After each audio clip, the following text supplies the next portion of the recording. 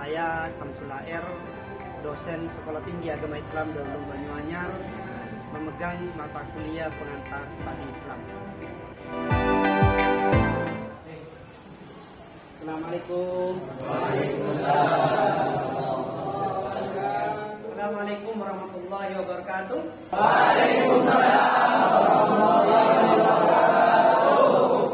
Bagaimana kabarnya hari ini? Alhamdulillah. Saudara mahasiswa, sebelum memulai perkuliahan kita pada pagi ini, silakan ketua kelas untuk memulai memimpin doa. Berdoa dimulai. Bismillahirrahmanirrahim. Raditu billahi rabban wa bil islami dina wa bi Muhammadin sallallahu alaihi wasallam nabiyyan wa rasulah. Rabbi zidni ilma warzuqni fahma. Rabbi ishrah li sadri wa yassir li amri wahlul 'uqdatam min lisani yafqahu qawli. Amin ya rabbal alamin. Bagaimana kabarnya mahasiswa semuanya? Alhamdulillah. Baik, pada minggu yang lalu kita telah mempelajari tentang pengantar studi Islam, berupa Islam dan problematikanya. Hari ini kita akan berdiskusi tentang sumber utama studi Islam berupa Al-Quran dan metode memahaminya. Saudara mahasiswa, apakah kalian pernah mendengar tentang Al-Quran? Pernah ya? Pernah. Sebelum itu, Bapak ingin menguji konsentrasi mahasiswa. Saya khawatir teman-teman ini ada yang belum sarapan, ada yang belum makan, tadi malam hanya makan mie instan dan lain sebagainya. Untuk itu, Bapak ingin menguji konsentrasi teman-teman mahasiswa dengan brainstorm pada pagi ini. Silakan semuanya berdiri.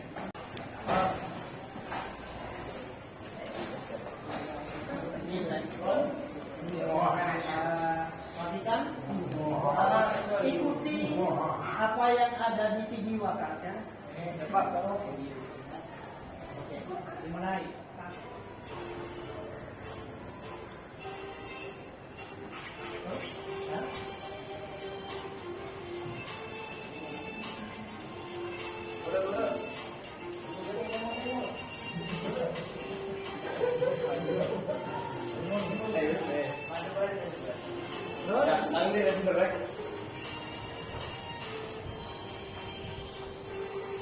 Nih gini, ya.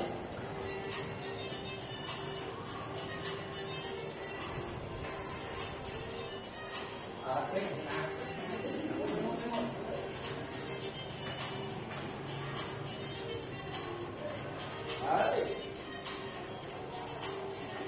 Mana waktu ini? Angka 2. Tembaknya ini.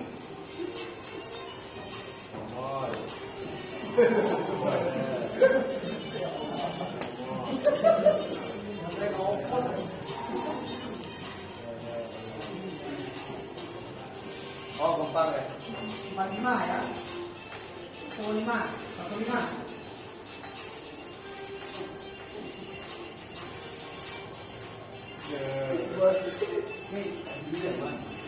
Banyak sebenarnya.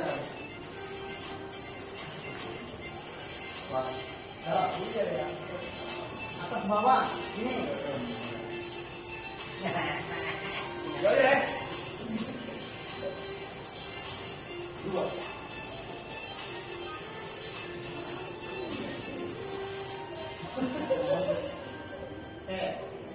Satu nih. Gantian itu nanti sampai 8 nih. Lebih. Jangan ke kanan. Terus lagi.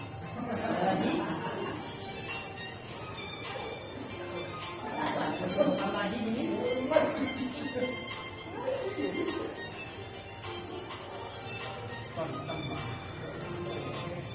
Lima.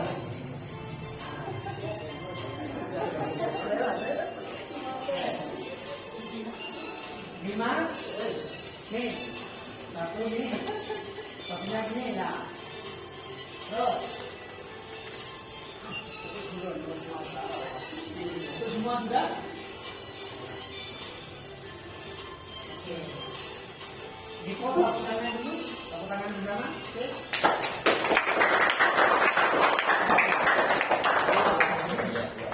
Baik, terima kasih. Baik teman-teman mahasiswa, kita masuk kepada mata kuliah pengantar pada Islam berupa tadi Islam dan problematikanya. Kita tahu bahwa Al-Quran menjadi sumber utama dalam hukum Islam. Tahu nggak apa yang dimaksud Al-Quran? Silakan. Angkat tangan yang bisa, silakan. Di belakang. Baik, kalau secara bahasa Al-Quran itu dimaknai sebagai bacaan atau yang dibaca, tapi menurut istilah Al-Quran itu adalah wahyu dari Allah Subhanahu Wa Taala yang diturunkan kepada Nabi Muhammad melalui malaikat Jibril sebagai petunjuk bagi umat Islam. Terima kasih.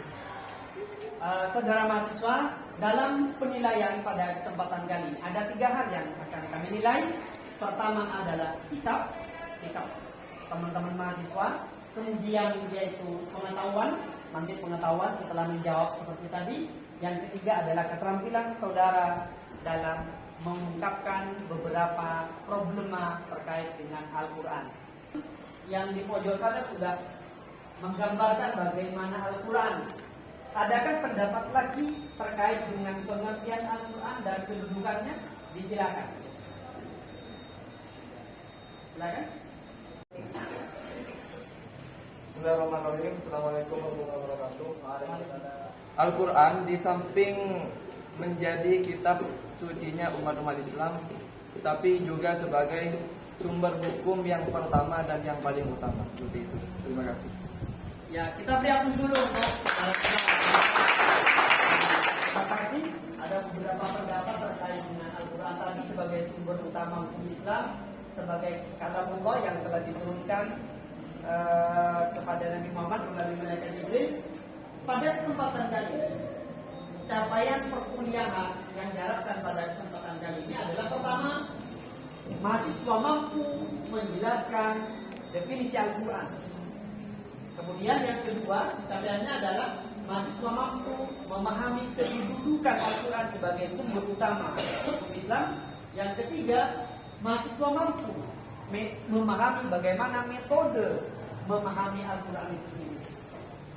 Baik, saudara mahasiswa, hari ini Al-Quran mendapatkan berbagai tantangan. Ada yang meragukan originalitas Al-Quran, ada yang menganggap Al-Quran itu tidak penting, ada yang menganggap, ada yang sampai membakar Al-Quran, sebagaimana yang terjadi di Swedia dan wilayah-wilayah di luar negeri. Oleh karena itu, pada perkuliahan kali ini, Bapak akan membagi beberapa kelompok mahasiswa, kemudian nanti menganalisa berbagai permasalahan. Ada orientasi dulu, kemudian nanti memunculkan hipotesis terkait dengan pengertian Al-Quran, kedudukan Al-Quran. Selanjutnya, saudara mahasiswa nanti mempresentasikan hasil dari bacaan itu yang Bapak berikan. Setelah itu beberapa pertanyaan nanti bisa ditanyakan kepada mahasiswa yang presentasi. Kemudian yang terakhir adalah kesimpulan. Ini dalam perkuliahan ini. Baik, saudara mahasiswa, Bapak akan membagi 4 kelompok mahasiswa dengan hitungan 1 sampai 4. Nanti yang angka 1 gabung dengan angka 1, yang angka 2 gabung dengan angka 2, angka 3 gabung dengan angka 3, angka 4 gabung dengan angka 4. 1, 2, 3, 1, 5, 1, 2, 3, 4. 1, 2, 3, 4. 1, 2, 3, 4. 1, 2, 3, 1, 2, 3. Oke. Oke. Yang 3 gabung dengan 3, 4 gabung dengan 4, 2 gabung dengan 2, dan 1 gabung dengan 1. Silakan membentuk U. Membentuk, silakan. Kursinya di bawah untuk U. Saudara mahasiswa, saya berikan teks ini, kemudian nanti sambil mengambil di internet untuk tambahan referensi terkait dengan studi Islam 1, sumber ajaran Islam, Al-Quran dan metode memahaminya. Kemudian problematikanya nanti kita akan berdiskusi panjang lebar. Jangan lupa tunjuk ketua kelas nanti untuk menjelaskan pengertian Al-Quran, kedudukannya, dan metode memahaminya. Ini 3 hal nanti, kedudukannya dan metode memahaminya, termasuk juga alasan-alasan kenapa Al-Quran itu penting untuk dipelajari. Turunnya Al-Quran, asbabun nuzul Makkiyah dan Madaniyah dan lain sebagainya. Saudara mahasiswa, Bapak berikan kertas ini, kemudian carilah sumber-sumber yang lain yang dapat dipertanggungjawabkan, baik melalui buku atau internet atau Google Scholar yang dapat membantu saudara mahasiswa untuk memahami Al-Quran dan metode memahaminya. Baik, Bapak akan kasihkan satu-satu nih ketua kelompoknya.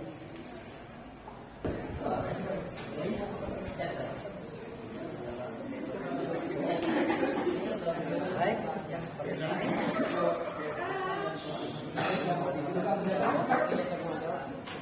yang kemudian saudara mahasiswa kalian berdiskusi, nanti munculkan pertanyaan.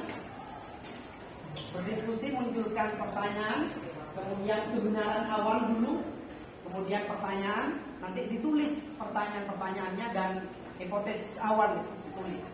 Kemudian nanti pertanyaan itu dijawab dan didiskusikan bersama terkait dengan Al-Quran itu sendiri. Bisa dipahami? Bisa. Bisa ya?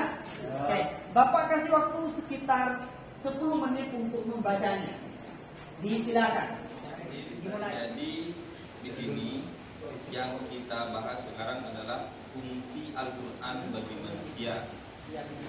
Fungsinya Al-Quran bagi manusia itu apa, dan bagaimana cara manusia berpegang pada Al-Quran, dan juga sumber bagaimana manusia itu memanfaatkan Al-Quran sebagai sumber pokok dalam agama Islam. Menurut hipotesis yang kami kelompokkan barusan, bahwasanya di dalam konteks ini kami timbul pertanyaan, benarkah Al-Quran sebagai sumber hukum Islam atau sebagai sumber hukum utama di antara hukum-hukum yang ada di dalam Islam? Dan menurut kami, ya benar, karena Al-Quran menjadi dasar utama untuk penentuan hukum-hukum yang ada di agama Islam itu tersendiri. Menurut setelah kami melakukan analisis atau diskusi, jadi kita memutuskan sebuah hipotesis bahwasanya Al-Quran itu adalah kalamullah. Nah, bagaimana caranya menghukumi Al-Quran itu sebagai kalamullah? Jadi jawabannya adalah Al-Quran itu tidak bisa ditiru. Tidak ada yang menandingi hikayat-hikayat yang ada dalam Al-Quran. Contohnya dalam Al-Quran itu sebagai dzikir, sebagai as-sifat, sebagai petunjuk lengkap, dan juga Al-Quran itu sebagai penyempurna dari kitab-kitab sebelumnya. Bagaimana kedudukan Al-Quran sebagai sumber hukum utama dalam hasil itu? Yaitu kedudukan Al-Quran adalah sebagai pedoman utama bagi umat Islam, yang mana untuk dijelaskan dalam buku pendidikan agama Islam yang disusun oleh Bahrul Ilmi. Maksudnya dari pedoman itu tidak boleh ada satu aturan pun yang bertentangan dengan Al-Quran. Setelah kalian berdiskusi tadi, kemudian menemukan rumusan masalah, kemudian ada hipotesis tadi, sekarang waktunya adalah untuk presentasi perwakilan dari kelompok tadi yang didiskusikan. Perlu diingat, apa yang kita diskusikan ini perlu dicatat. Kemudian nanti teman-teman mahasiswa nanti juga akan menyimpulkan diturunkan. Baik, teman-teman mahasiswa, sekarang masuk di kelompok 1 untuk mempresentasikan hasil diskusinya tadi. Kita beri tepuk tangan dulu yang meriah untuk Bismillahirrahmanirrahim. Jadi di sini kami telah berdiskusi tentang Al-Quran sebagai pedoman manusia. Bagaimana sih Al-Quran itu sebagai pedoman manusia? Yang pertama yang harus kita lakukan itu harus mempelajari atau membacanya dulu. Membacanya, setelah itu kita harus memahami isi dari Al-Quran tersebut. Dan setelah itu, setelah kita membaca, mempelajarinya, kita harus memahami isi dari Al-Quran. Dan setelahnya setelah kita paham dengan isi kandungan Al-Quran tersebut, maka yang terakhir kita harus mengamalkan isi dari Al-Quran tersebut. Oke, menarik sekali, kita beri tepuk tangan dulu. Sekarang kelompok 2, disilakan terkait dengan sumber utama hukum Islam berupa Al-Quran dan metode memahaminya. Al-Quran metode memahaminya, disilakan. Oke, setelah kami diskusikan bersama, yang pertama kami akan menjelaskan tentang definisi Al-Quran itu sendiri. Al-Quran menurut lugawi atau bahasa yaitu qiraah, qira'a yaqra'u qira'atan, yang artinya bacaan. Nah, kemudian secara istilahi atau istilah, di sana ada kalamullah al-mu'jiz, kalam Allah yang berupa mukjizat yang diturunkan kepada Nabi Muhammad SAW yang melalui malaikat Jibril. Dan cara penurunannya itu berangsur-angsur. Dan yang membacanya adalah ibadah. Ya, baik, terima kasih. Kita beri tepuk tangan dulu untuk sekarang kita masuk kepada kelompok ketiga terkait dengan metode memahami Al-Quran. Disilakan. Bismillahirrahmanirrahim. Dari kelompok kami di sini mendapatkan ada beberapa kesimpulan bahwasanya metode dari Al-Quran di sini ada beberapa macam tafsir yang terdiri dari 4 macam. Yang pertama yaitu tafsir tahdidi atau analisis. Yang kedua tafsir ijmali atau global. Yang ketiga tafsir muqaran atau komparasi. Dan yang keempat adalah tafsir maudu'i. Apakah teman-teman semua ini sudah paham? Paham? Ya, terima kasih. Sekian dari saya.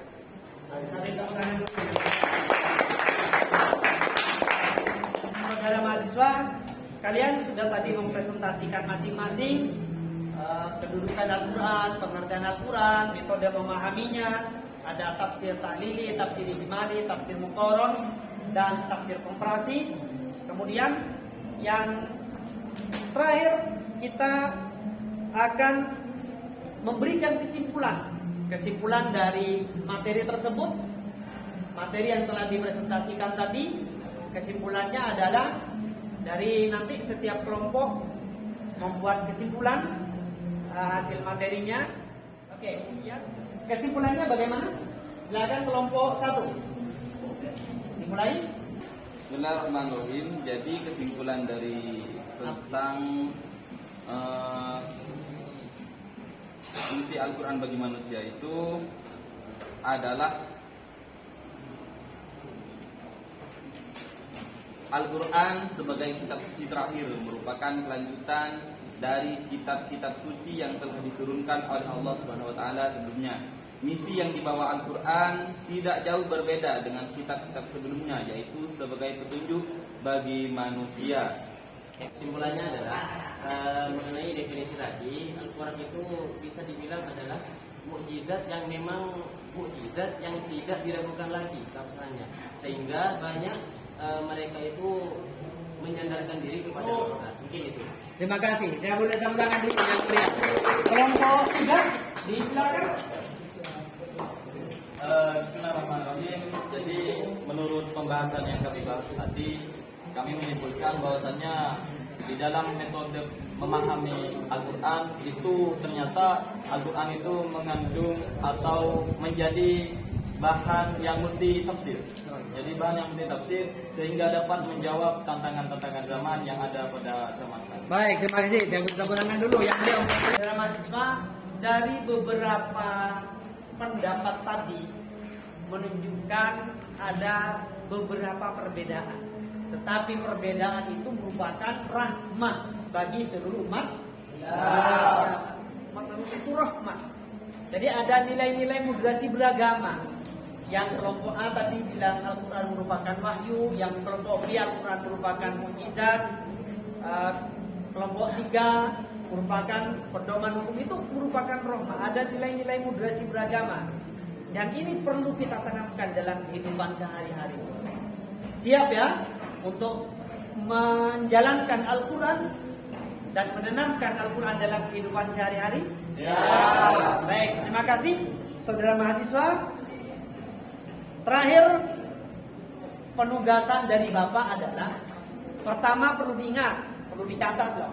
Catat. 1, pertemuan selanjutnya, pertama kalian harus meresum kegiatan sekarang ini. Resum tadi, kelompok 1 meresum perkuliahannya, kemudian nanti distorkan ke Bapak minggu depan. Kelompok 2 juga meresum, kelompok 3 nanti meresum, dan kelompok 4 juga meresum materinya. Kemudian yang kedua, setiap orang ini wajib mencari minimal 2 jurnal internasional terkait dengan studi Islam, sumber utama studi Islam berupa Al-Quran dan metode memahaminya. Dan yang kedua, teman-teman wajib mencari jurnal nasional sebanyak 3, berarti 5 jurnal ya.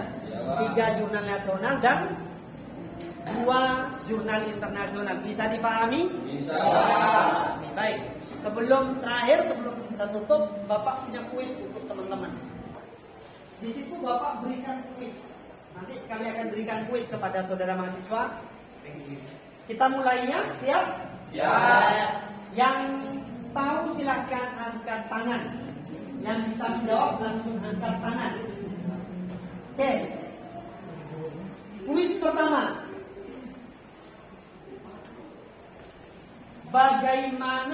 Perhatikan, bagaimana kedudukan Al-Quran? Wah, kelompok 3, silakan. Jadi Al-Quran itu bagaimana kedudukan Al-Quran? Jadi kedudukan Al-Quran adalah sebagai apa? Kitab sucinya umat Islam dan sebagai sumber hukum utama dan paling utama. Baik, kita beri aplaus yang kuis yang kedua. Ajaran apa saja yang terkandung di dalam Al-Quran? Kelompok 2. Silakan dijawab. Baik, ajaran-ajaran yang ada di dalam Al-Quran adalah ada 6. Yang pertama sebagai muamalah, yang kedua akidah, juga ibadah, juga sebagai akhlak mulia, juga yang kelima sebagai sejarah, dan keenam terakhir yaitu syariat. Bagus sekali.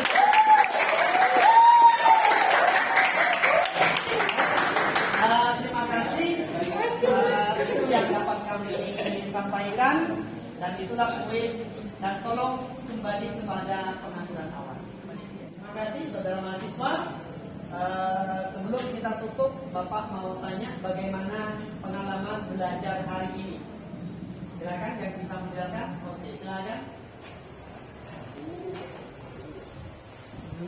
Baik, pengalaman saya belajar pada perkuliahan hari ini yaitu sangat menyenangkan pertama karena sebelum kita belajar kita diberi sebuah senam otak yang mana itu fungsinya untuk melatih fokus kita dalam pembelajaran yang setelahnya. Oke, terima kasih belajar dulu. Tadi sudah pengalaman belajar saudara. Mudah-mudahan materi ini dapat diserap oleh saudara semua, dan jangan lupa tugas minggu depan adalah sebagaimana Bapak katakan tadi bahwa kalian 1 meresum dan 2 menjadi jurnal baik nasional dan internasional.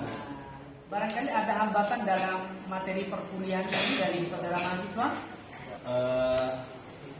Alhamdulillah untuk pembelajaran kali ini menurut saya tidak ada hambatan sama sekali.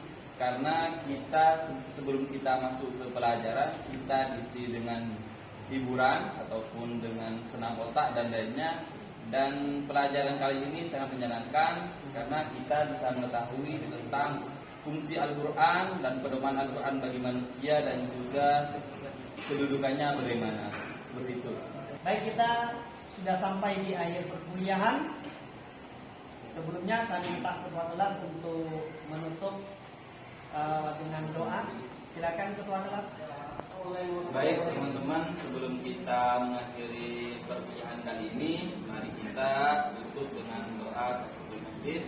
Bismillahirrahmanirrahim. Subhanallahumma wa bihamdika asyhadu an la ilaha illa anta astaghfiruka wa atubu ilaik. Baiklah, itulah dari kami.